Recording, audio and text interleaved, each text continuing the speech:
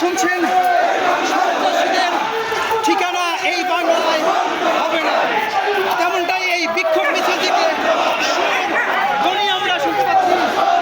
সন্ত্রাসী এবং বাংলায় আমরা সবাই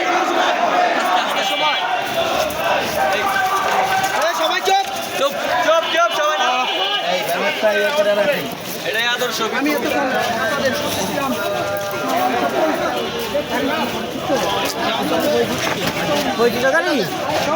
আপনাদের নামাজের পরে সবাই মসজিদের সামনে অবস্থান পালন করবেন।